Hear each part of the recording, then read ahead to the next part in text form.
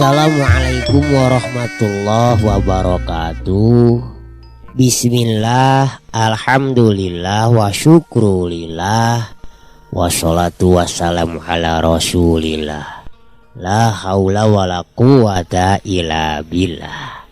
Aturan dulur barani wilujeng patepung dangu patepang sora ngalangkungan jomantara dina acara anu maneuh nyaeta dongeng Sunda nu disiarkeun saban dinten di radio siaran pendidikan Barani. Dongeng anu digarap simkuring di radio Barani dina jejer harios Si Gobang Yasana Asep Gun Majalaya. Haturan ka urang Bandung, urang Majalaya, urang Ciamis, urang Tasik, urang Cirebon, urang Cianjur, urang Batu Jajar, urang Cimahi nya, kanggo ka urang Tangerang, urang Depok, urang Banten, urang Garutnya. Pokona mah kasadayana urang mana bae ayana di Jumaranco mugia kebek ku kabingah. Atuh supados teu nyangkolong kana waktos sumangga gerata tantatan kaparayun sadayana dasar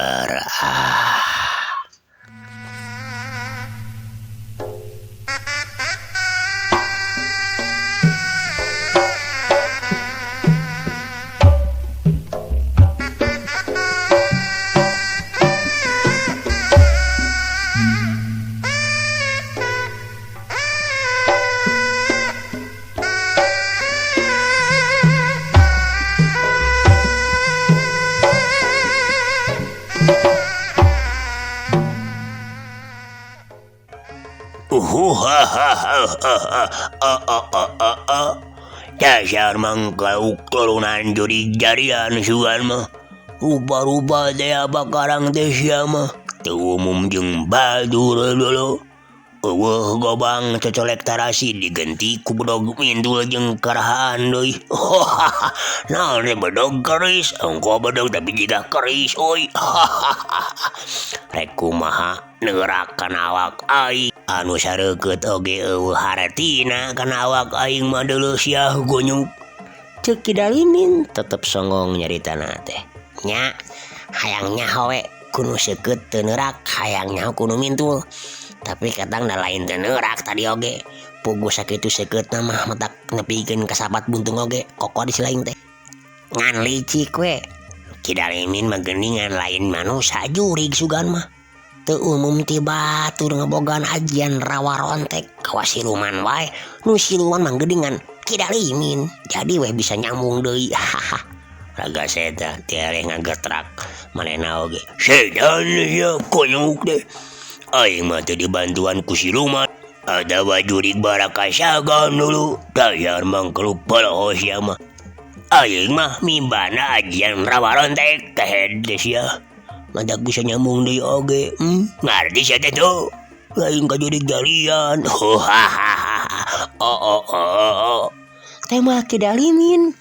Jadi ngaburing kalamarana ngarasa dilelecek ku caritaan rakaseta teh. Kajen atuh. Sok tadah yeuh pakarang aing ieu. Lamun bener mah Kidalimin hayang nyaho. Ieu ngaranna kolewang kabuyutan. Anu asalna ti lemurut anu teu saban jalma bisa kadinya. Ngarti? Kurang ajar sia. Diremogan dahulu teh. Awas yeuh, belesur. Perep Kidalimin teu kanyahoan geus ngabelesur dina kacepatan anu meh teu katuturkeun deui ku panon rakaseta. Kidalimin geus teu kuat meureun nahan amarahna. manehna bener-bener hayang ngabencarkeun sirah si Gobang. Tapi Rakaseta alias si Gobang oge teu cileureun. Rikat manehna nyingcetkeun awakna ka kenca, bari ngababadikeun kolewangna mapag beureub lawan. Memang eta kolewang teh katampona mintul jaba hideung jaba karahaan. Tapi sabenerna eta pakarang teh ngandung peurah oray welang jeung lain oray welang anu aya di alam dunya ieu. Tapi tangtuna ge oray welang anu hirupna teh di alam kajinan, anu mana tangtuna oge racunna teh luar biasa. Hiuk tuk tuk. Waduh, Kidalimin nepikeun ka ngoceak tarik naker atuh. Sabada peureupna bentrok jeung kolewang pakarang anu digunakeun ku Rakaseta. Kidalimin mundur sebar lengkah ka tukang bari nyekelandeungeun ka tuhuna ku leungeun anu sabeulahna deui. Karasa nyeri jeung panas tur nyanyangutan barang ditinggali leungeun anu kakeunaan ku sabetan kolewang teh nepikeun ka geuneuk semu hideung. Iga tos dipacok ku oray we anu ngandung peurah anu lain bantrak-bantrakeun. Kidalimin nepikeun ka molotot. Asa teu percaya karena rupa anu harita kaalaman tur karandapan ku dirina. Sabab salila ieu awakna teh teu neurak jeung teu ngarasa nyeri katibanan ku pakarangna naon oge. Karek harita manehna ngalaman awakna ngarasa nyeri ku hiji pakarang anu ceuk panyangka nama eueuh da naonan. Kumaha Kidalimin?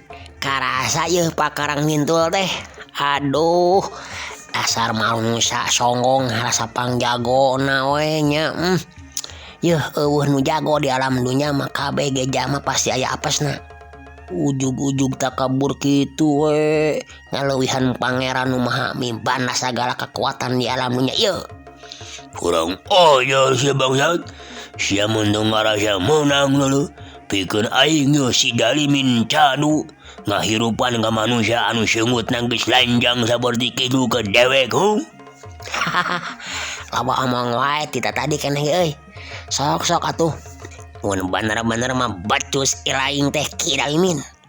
Ngadenge kitu tinu jadi lawana. Kidalimin geus teu kaampeuh deui amarahna. Sakicep oge jirimna geus ngabalesat nyampe ka hareupeun Rakaseta.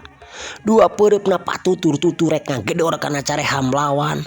Atuh Rakaseta teu geumpeur, rikat manehna ngadongkokeun awakna bari ngababadkeun kolewangna kana beuteung Kidalimin anu katara ngemplong taya aling-alingna. Sia tuk tuk tus. Wow, setan sia.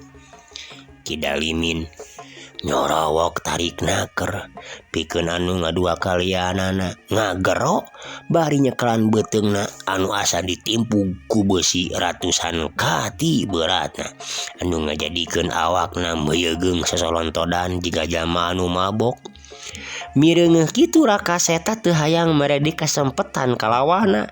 Dina gerak anu cepet kolewang dina leungeunna teh teu bisa dihalangan dipating jalabrod nyayang kana sakujur awakna Kidalimin. Sanajan Kidalimin mibana ilmu ajian rawa rontek oge, ari diperk-perk kitu ku pakarang anu aheng tur langka mah teu loba dicatur dulur. Awakna harita langsung ngagedebut nang karak bengkang luhureun lemah. Sakujur awakna teu puguh rasakeunana antara nyeri panas jeung nyanyangutan nyaliara kana sakujur badan. Anu akhirna mah dulu barani Kidalimin teh ngalenggar teu inget di bumi alam. Teu kuat nandangan ka nyeri anu dibalukarkeun tina pakarang kolewang. Pusaka karuhun warisan tiaka ponoh ti alam jin ti lembur hor manihor. Samarukna teh sia nu pangsaktina we di alam dunya ieu teh. Sanajan awak sia teu mempan ku pakarang anu ngandung hati bisa nyambung deui lamun sabagian awak sia aya anu kakeunaan ku pakarang. Ari kanyataanna geus puguh kitu mare kumaha. Dasar Kidalimin mah tong sombong. Ceuk Rakaseta bari ngajega hareupeun Kidalimin anu geus ngajapapang jiga anu geus ngajadi bugang. Sawatara eta dulur dua baturna ukur carolohok we bari unuran jiga anu rek lalumpatan tidinya. Si Gobang ngareret keduaan bari pok nyarita. Bawa balik tah ke gedung selain. Montong waka kalabur sia. Ayo, para wakarinya. Kalawan bari jeung bujur anu rempodan bakat kusieun ku Rakaseta alias si Gobang. Anu duaan teh nyampurkeun ka Kidalimin anu masih keneh can eling. Saterusna digaroton ku duaan dibawa balik ka lemurna. Bari keur mawa teh culang cileung ka tukang asagep we manehanana duaan teh siga nu kita rajang ku Rakaseta.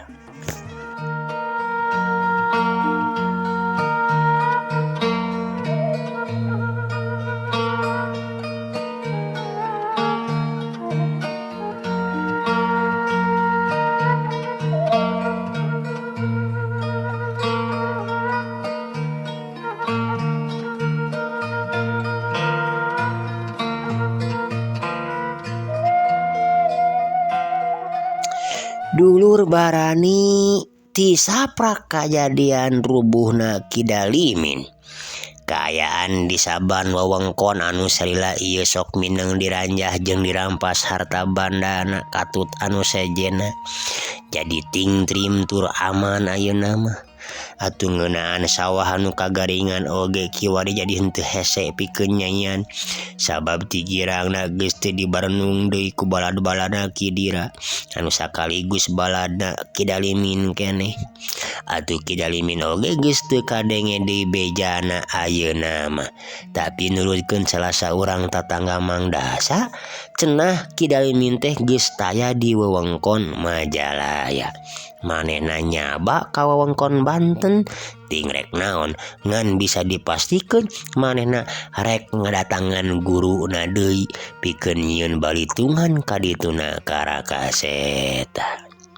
Saminggu ti harita dina hiji poe pas sore harita teh Rakaseta jeung Mang Dasa keur aruplek ngobrol di jero tepas. Anu akhirna Rakaseta ngedalkeun paniatanana ka Mang Dasa yen manehna isukan rek mangkat heula ti lemur eta. Ari tujuanana nyaeta rek nepungan Nyi Kiranti anu aya di lembur babakan Careuh. Puguh geus sababaraha minggu manehna kumenjot wae hayang tepung jeung bebeureuh maneh bebende hate pamepes ati kitu meureun ceuk basa kiasanana mah. Padahal sapoe atawa 2 poe deui we atuh jang ulah isukan mulang ka lembur teh. Jaba mang teu boga keur mekelan. Ceuk Mang Dasa rada teu patinya tujuan lamun Rakaseta rek ingkah ti imahna.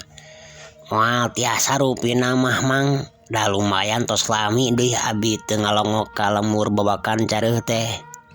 Nah, ka babakan Careuh lain di Ranca Panjang lemur ujang teh. Mang Dasa rada teu paham kana naon anu dicaritakeun ku Rakaseta. Mohon di Ranca Panjang lemur abdi mah Mang, da sanes bade mulang ka lemur. Tapi bade ngalongok heula eta taeun. Tembal Rakaseta henteu kebat ngarasa era meureun ari kudu bak-blakan mah dicaritakeun anu sajalantrahna mah. Oh, nya ngarti atuh ari kitu mah mangge. Ari Suganda rek mulang ka lembur nya ka Ranca Panjang gitu. Paingan atuh ari kitu dongengna mah. Ceuk Mang Dasa deui karek surti kana maksud caritaan Rakaseta. Dulur barani wanci bedug magrib guneman teh lekasan. Mang Dasa jeung Rakaseta gesat-gesut muru kacai rek abdas pikeun ngalaksanakeun ibadah salat magrib. Atuh urang kocapkeun poe isukna. Isuk-isuk keneh harita Rakaseta geus aya di satengahing lalampahan. Saenggeusna tadi amitan ka Mang Dasa jeung kasakumna urang lemur anu tadi narapungan ka imah Mang Dasa. Sajeroning leumpangna teh Rakaseta teu rarat-reret terus we nerobos ngeliwatan kebon-kebon jeung pasawahan. Ngajak motong jalan sangkan buru-buru nepi ka tempat anu ditujuna. Nyaeta lemur babakan careuh anu pernahna aya di behwetaneun lemur rancajigang, lemurna Mang Dasa. Tapi barang keur jongjon leumpang gitu, katempo di hareupeunana rentang-rentang aya sababaraha urang jalma anu keur laleumpang nuju ka lebah manehna. Atuh Raka Seta apaleun pisan kanu keur laleumpang muru ka manehna teh. Nyatana Bah Jaweng jeung jakalana Lodaya ditukangeunana Ki Darga jeung si Bohim neluturkeun.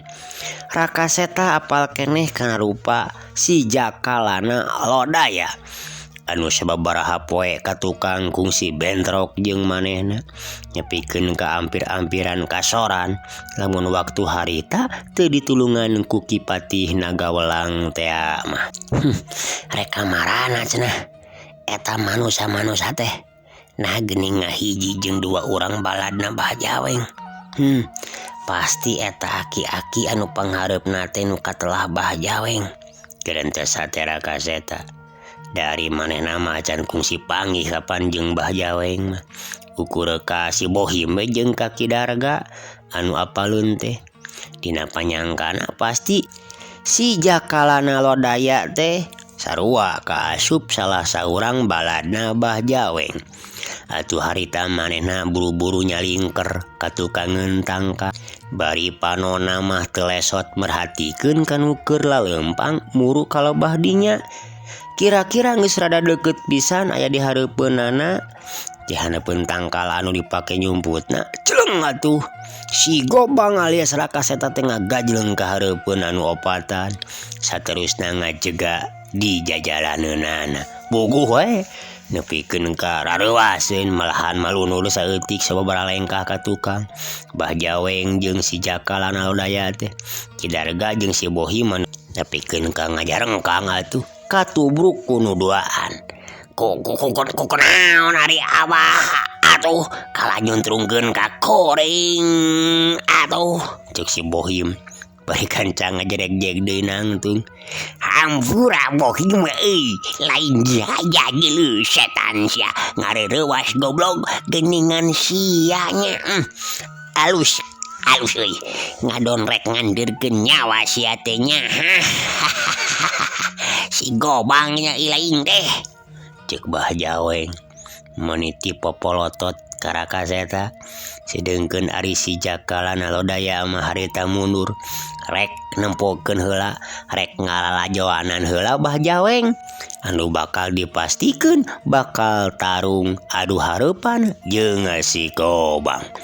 Sawatara kitu Ki Darga jeung si Bohim anu geus teu aruntupan ngalawan ka Raka Seta, manehna harita keneh oge malunur ngajauhan ti tempat eta. Bagja pisan poe ieu kuring bisa ditepungkeun jeung saurang jawara kahot anu karek kaluar tina kandangna. Pasti akinya anu katelah Bah Jaweng teh sanes. Cek Raka Seta teu neung naker, teu ngarasa gimir atawa sieun. Goblok si aku nyuk teh nya. Nya capek teh kaya kasopanan teuing nyebutkeun karek kaluar tina kandang sagala rupa. Memangna aing teh kebo deuleu. Cuman tak sia kehet. Memang deuleu dewek ieu nu katelah Bah Jaweng teh deuleu. Nu poe ieu jam ieu jeung menit ieu rek nyabut nyawa si lain ngarejigel. Geura papatkeun jampe modal sia kunyuk. Rasakeun ieu panarajang aing deuleu. Sebut Bah Jaweng geus teu deui mikir nanaon deui. Harita nyerangkeun peureupna nu dieusi ku ajian rengkah gunungna sakolebat ngadius rek ngahanca kana dadana ieu Raka Seta. Angin samerahna nepikeun ka ngahiung atuh.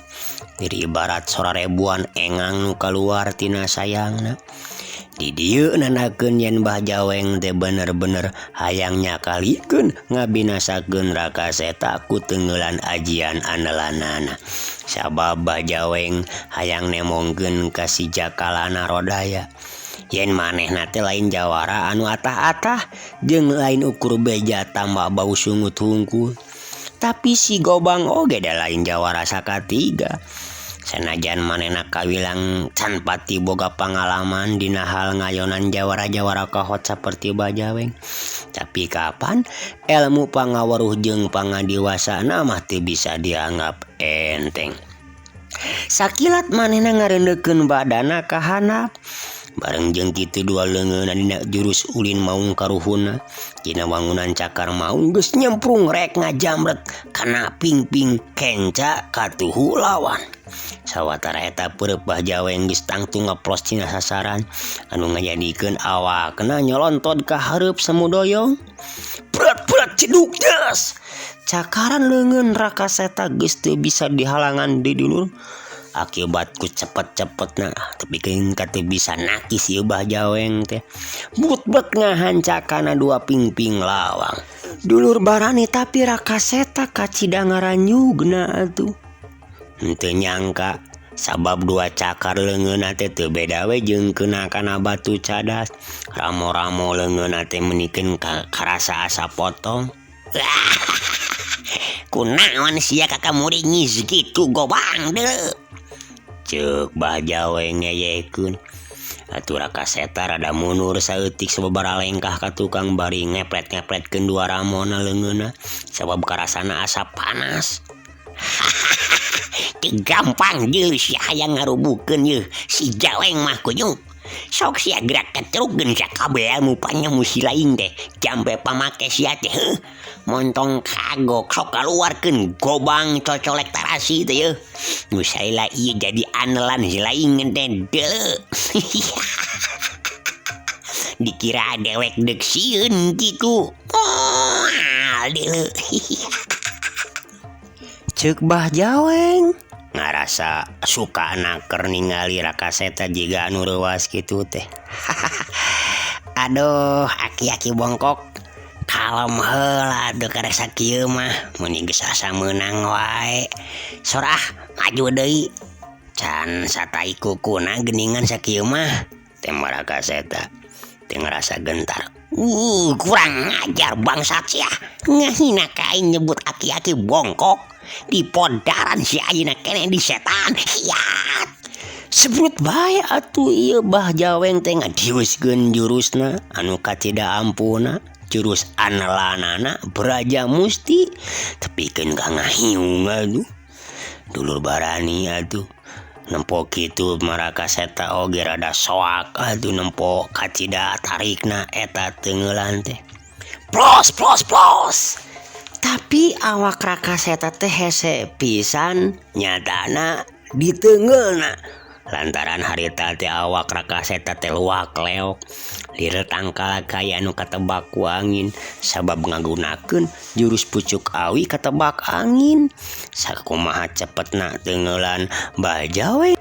Taya hiji oge anu keuna kana badan Rakaseta alias si Gobang. Tapi dulur barani memang Mbah Jaweng teh lain jalma jore-jore. Kalakah kulila manehna ge bisa oge neguh gerakan lawan teh. Nu karasana emang rada gejed oge ku Rakaseta teh lantaran katutup ku teungeulan sameran-sameran angin anu ting hariung sabab ajian Braja Musti anu geus dipibanda ku Mbah Jaweng teh memang geus sampurna. Ku kituna Rakaseta ngajengkat kagigireunana nyabetkeun leungeunna dina cakaran maung karuhuna. Tapi Mbah Jaweng cukup cingeus manehna ngan ukur ngarempod bari mapak gerakan leungeun lawanna teh ku peureupna. Orok aya atuh. Rakaseta oge leuwih surti sakilat cakaran manehna teh dikenyedkeun minangka gantina manehna ngagerakeun dampal sukuna ka handap rek ngala kana babajegna ieu Mbah Jaweng. Tuh, teu salah dibeunang ditejek. Aduh setan sia. Jaweng nepikeun ka ngagero sarta ngadentak ngajaul ka tukang.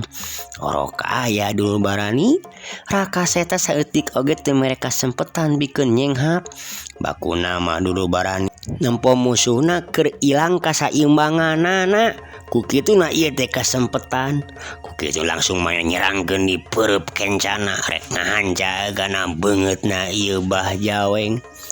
Tapi Bah Jaweng dulur barani harita waktu nyampeuk rikat ieu manehna teh malik kagigir dina malikna langsung manehna ngagempurkeun peureupna. Atuh Raka Seta ngajilek nyerong bari ngahembatkeun panakisna. Dua leungeun diadu cerelat cebrot dampal sukuna ieu Raka Seta dina gerakan nu kacida cepetna nyayang kana iga burungna nu tumerapna ka Bah Jaweng sajongjonan merada ngaheungeu bari ngarasakeun ka nyeri saeutik gedena atuh tulang igana teh jejek kitu ieu palayan make jejekan make tanaga jero kawasan nu potong we. Tapi tetela dulu barani Bah Jaweng teh senajan kolot kaayaanana masih keneh tahan manehna ngagentak malik serog suku kencana diasupkeun ka hareup ngabarengan nyebutna peureub kenca kolebat atuh. Raka Seta init ka kakatuhueunana tapi Bah Jaweng ngagentak narik di leungeun kencana bari ngageserkeun suku katuhuna ka gigir cilek nyerong atuhu ngabarengan gerakan leungeun katuhuna dina jurus masih keneh Braja Mustina nu nyebut ka hareup. Orok aya Raka Seta ge cukup cinges lep manehna elok bari leungeun kencana diangkat ka luhur dina jurus anelan manehanana nyaeta monyet ngemil. Duk tenggelan Braja Musti teu beunang ditakis ku leungeun kenca Raka Seta katempo ayeuna mah hakaneun di hareup nyatana beuteung Bah Jaweng anu taya aling-aling. Tenggelan batu nunggulna ieu Raka Seta mang puluh-puluh kenca katuhu kana beuteungna ieu Bah Jaweng sorosot gebluk laju setan sia kurang ajar sia nya. Dulur barani memang palebah di Bah Jaweng teh lain jawarata ada tuh ditenggel ku Raka Seta bari jeung make tenggelan tanaga lapisan teh memang nyorosod namru awak tetapi ti laju clegedeg nangtung deui sayaga dina kuda-kudana bari rek hapranyug. Kunaon atuh Abah Jaweng teh menikeun ka ngahos-hos kitu jiga geus capek nanyaknya. Raka Seta ngehkeun kurang ajar sia nya ngahina ka aing di podaran si aina keneh di setan. Kitu teh bari sek mesat keris pusakana tina cangkengna tingailakeun deui waktu harita keneh suuk wae eta keris teh langsung dirojokeun maksudna marek ngalakana beuteung Raka Seta. Tina kaayaan kitu duar cileger bareng jeung sora ngajileger ti luhur langit patema jeung angin anu ngadadak ngagelebug dina leungeun Raka Seta alias si Gobang geus ngabar pusaka Gobang kabuyutanana. Saterusna kalawan gerak anu cepet eta Gobang teh dibabadkeun kana keris Bah Jaweng nu njuruntul kana beuteungna. Trang keris dina leungeun Bah Jaweng teh nepikeun ka ngacleng jauh naker sabada bentrok jeung Gobang kabuyutan Raka Seta sanajan teu nepikeun ka potong oge da biasana sanjata atawa pakarang anu batur mah anu lain mah mode bedog atawa naon bae oge nalika kakeunaan ku ieu Gobang kabuyutan teh nepikeun ka potong mah kudu tapi ieu mah henteu. Bah Jaweng harita nepikeun ka ngerepeng atuh leungeunna sabab karasa asa kempreng turur sing sireumeuh laju unur-unuran ngajauhan saeutik ti Raka Seta. Nakal ka unur-unuran kitu ya si aki-aki bongkok teh nya. Tuh cakot deui keris cocolek ti kotok teh. Alah kilo we sakalian kana rongsokan keris kitu mah. Keuna naon we gunana geuningan. Cik Raka Seta mah panas ka Bah Jaweng nu harita keur sungar sengir nahan ka nyeri dina leungeunna. Setan budug sia nya dicacag sia ku aing. Bah Jaweng bener-bener geus teu bisa ngawasa dirina kaburu kaduruk ku amarahna anu ngagugudug jeroeun dadana. Cerelat kahareupeun Ki Darga set bedog Ki Darga anu keur disoren dina cangkengna teh langsung dipesat. Nyieum heula bedog euy. ku aing orang cacag ieu karena naon si laing mawa bedog ari teh digunakeun model cacap nyarita kitu suuk bedog dina leungeunna teh terus dibabadekeun nyatana rek ngarah beuteung kana Rakaseta silet berentang trak teu bisa diponah deui bedog dina ceklan leungeun Mbah Jaweng teh potong jadi dua.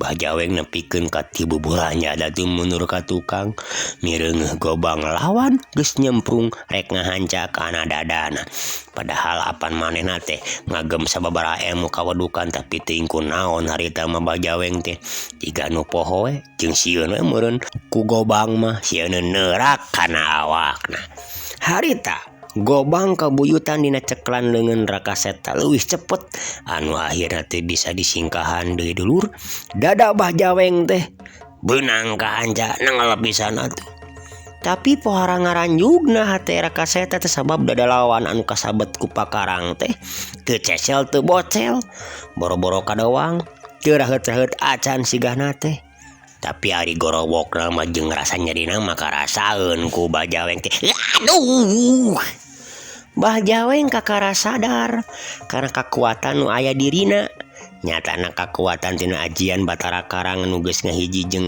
aji rengkah gunung teh anu ngajadikeun awakna teu asli di barat batu karang aduh moal mempan deui sia gobang celegedeg Mbah Jaweng teh nangtung deui dina sikep siap tandang bari jeung rada muringi saeutik bari pok nyarita moal neurak sia gobang kitu patut karena awak aing mah deuleu hayo geura bijilkeun deui sia gerak karekeun deui sia karena awak dewek pilih kulit dewek anu sakira-kira panghipura deuleu cek Mbah Jaweng bari ngaparanjug tapi bijil deui kasongonganana mah sanggeus sidik awakna teu neurak ku eta pakarang teh pikeun sababaraha jongjonan mah Rakaseta alias si gobang teh ngahuleng lamun terus-terusan gitu mah tangtuna bakal meakeun waktu cenah anu cukup lila acan ke pasti si Jakala nalodaya oge bakal turun ka pakalangan pikeun neruskeun ditarung jeung manehna nyatana nulikeun patutunggalan keur waktu ti heula nyata Mbah Jaweng teh weduk awakna kuat geuningan cocokan ku gobang kabuyutan manehna masih keneh kuat jeung tahan tapi katempona mah jiga muringis berarti aya rasa kanyeri hayangnya aku aing rek dicacer kana sakujur awakna pan kidalimin oge anu miboga ajian rawa rontek bisa dirubuhkeun biar aku ieu Mbah Jaweng anu pangawakana ukur aki-aki teh bisa dirubuhkeun mah parat boga pikiran kitu dulur barani teu mikir panjang di Rakaseta langsung nerajang dimetakeun gobangna kana sakujur awak Mbah Jaweng sanajan bener teu neurak oge ditakisan tuluy ku Mbah Jaweng teh tapi ari ku terus-terusan diperek-pek lila-lila mah Mbah Jaweng teh jadi kadese oge sakujur awakna karasa jadi nyari tulalinu hantem-hanteman gitu mah sanajan nya ge teu neurak tapi ngajadikeun tanaga-naga jadi leuseuh deui Mbah Jaweng terus unur-unuran bari satekah pola ngagiwarkeun badanna tina sabetan pakarang gobang lawanna geus teu pamer kakuatanna deui ayeuna mah sebab sanajan teu nepi kana doang oge tapak sabetan gobang teh tapi tetep karasa nyerina mah nataku nakal ka unur-unuran wae aki-aki bongkok bolenang teh euy hayo maju lain ngebogaan ajian anu panghebat na ilaing teh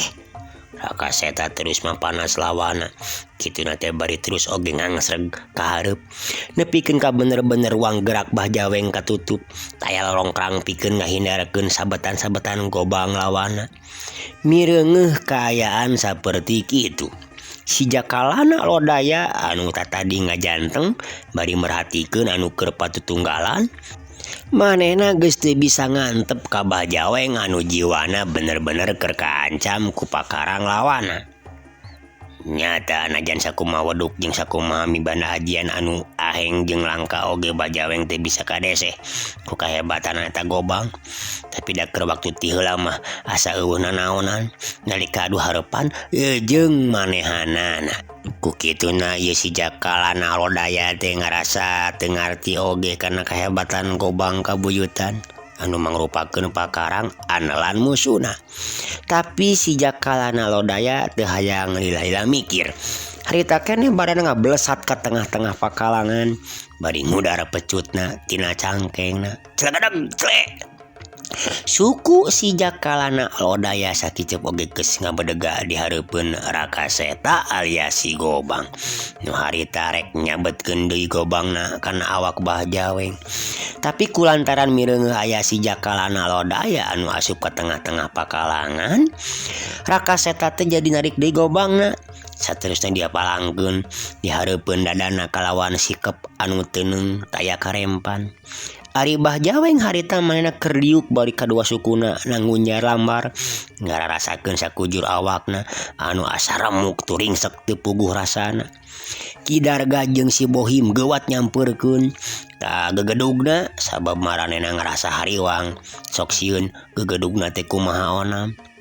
Dulur Barani, harita si Jakalana Lodaya jeung Rakaseta geus pating jarga pahareup-hareup. Tua pasang panona silih pencerong ngadu pangabaran. Pok si Jakalana Lodaya teh ngamimitian nyarita dibarung jeung nemongkeun sikep anu sombong jeung takaburna. Rakaseta, masih inget keneh ka dewek? Meujeuhna euy meunang oge. Ari ngan ukur ngalawan aki-aki mah deuleu. Tapi aing yeuh si Jakalana Lodaya moal aya hiji pakarang di alam dunia ieu anu mampu nandingan kana kehebatan jeung kana kasaktian ilmu dewek sia. Pokna make jeung saalam dunia sagala rupa kawas anu geus nyaho sakumaha legana alam dunia teh nya. Alah ieu deui aya deui montong waka songong kitu atuh. Dieu lagi dewek can ngarasa eleh. Tapi da sok lah ayeuna we lah urang tulikeun deui. Gara gunakeun tah pecut parantina mangan kuda teh. Tema Rakaseta estu carita anana matak panas kadengena kana ceuli si Jakalana Lodaya mah kurang ajar sia wani nyarita kitu. Yeuh geura asaan kahebatan pecut teh kiat. Di barung jeung gerowokna kitu si Jakalana Lodaya sakilat kehambatkeun pecut Lodaya bodasna kana beuheung Rakaseta. Horokaya Rakaseta oge lain jawara kamari sore. Manehna geus mineng jeung hareupan hal-hal sarupa kitu dina sajero ngalampahanana kalawan gerak anu teh eleh cepet. Gobangna gentak dipake ngabendung pecut anu nyamber ka hareupeun beungeutna. Saharita laju pecut si Jakalana Lodaya teh beunang dipapag ku Gobang lawana nu ngajadikeun pecutna ngagulung meulit kana Gobang pakarang musuhna. Harita Rakaseta langsung nongtak ka hareup atuh puguh we badan si Jakalana Lodaya teh jadi nyolonton kacentokeun ku tanaga lawan. Teu cukup ku kitu leungeun kenca Rakaseta nu harita nyuruntul langsung dek ngagedor kana careham si Jakalana Lodaya. Tapi leungeun kenca si Jakalana Lodaya harita gerak pikeun nakis leungeun Rakaseta. Duk, leungeun katakis, laju leungeun geus menang nakis ditonyokeun kana beungeutna Rakaseta. Lok. Rakaseta ngalalapkeun sirahna, laju ti handap disodokeun peureupna anu kenca ngarah kana gadona ieu si Jakalana Lodaya. Duk, waduh. Si Jakalana Lodaya nepikeun ka ngalanggak atuh dibarung ku ngoceak tarik naker sabab gadona karasa asa nyengsol sabab teungeulan Rakaseta teh make tanaga lapisan nu kacidarohakana. Tapi sanajan bari jeung kitu oge ari cekelan pecut nama pageun teu lesot tina leungeunna. Tekung sila manehna mancegeun di kuda-kudana sirahna gigideug jiga kebo anu rek ngamuk. Sawatara kitu leungeun anu nyekel pecutna terus dikenyang sangkan bisa leupas tina gulungan Gobang lawan. Tapi kalaka beuki pageuh karasana teh ku manehna tungtung pecut anu meulit teh jiga anu nyangkreud pageuh kana eta Gobang nepikeun ka ti beberge teh sirikna tanagana dibijilkeun kabeh keukeuh we kalaka beuki pageuh. Kurang ajar lesotkeun sia ricik sia medeuleu. Ceuk si Jakalana Lodaya bangun anu geus aral. Lesotkeun naon dewek mah teu nyekel pecut si laing. Bongan pecutna we kalaka meulit kana Gobang dewek. Sok we cobaan lesotkeun ku sorangan. Kaluarkeun atuh tanaga teh. Jiga anu can dahar geuningan si laing mah. Dahar heula atuh. Ceuk Rakaseta kalaka ngaheureuyan. Pugue tumrapna kasih jakalana lodaya mah asa jadi namahan nafsuna ngadengen caritaan kitu ti Raka Seta teh. Nyasatna asa dicogado asa diheureukeun pisan. Kurang ajar setan budug. Hiat. Si jakalana lodaya harita langsung metakeun sakabehna ngajerona. Disalurkeun kana leungeun katuhuna pikeun narik pecutna tina beulitan Gobang pakarang lawan. Bareng jeung kitu si Gobang gentat ngabedol Gobangna ka tukang. Baru karena pecut anu meuli teh sahari teh jadi lesot udar tina pakarangna. Pugue geus teu ngangkekeun deui awak si jakalana lodaya teh kontan ngacengkang ka tukang kabawa ku tanagana sorangan. Waduh, sedan sia. Pokna bari gancang ngagurinjal deui. Tapi acan oge manehna mancegeun kuda-kudana. Hiuk berasa. Gobang dina ceklan Raka Seta geus nyeleb bermanten ngarah kana palebah tak-tak kencana. Si jakalana lodaya pohara ngaranjugna mireungeuh sabetan pakarang musuhna jiga hayang nyapisan geuneh ka dirina. Atuh pikeun nyalametkeun tak-takna tina sabetan pakarang lawan tayadi carayewati kudu ngaragragkeun awakna ka handap. Euleuh waktosna dulur teu karaosnya parantos sep. Cag atuh carios dongeng Sunda si Gobang urang cekapkeun heula dugi ka dieu. Insyaallah menawi Allah ngarasakeun enjing pagete urang teraskeun deui. Kang Ius ngaturkeun sewu nuhun. Undur kantun dulur. Wassalamualaikum warahmatullahi wabarakatuh. Permios.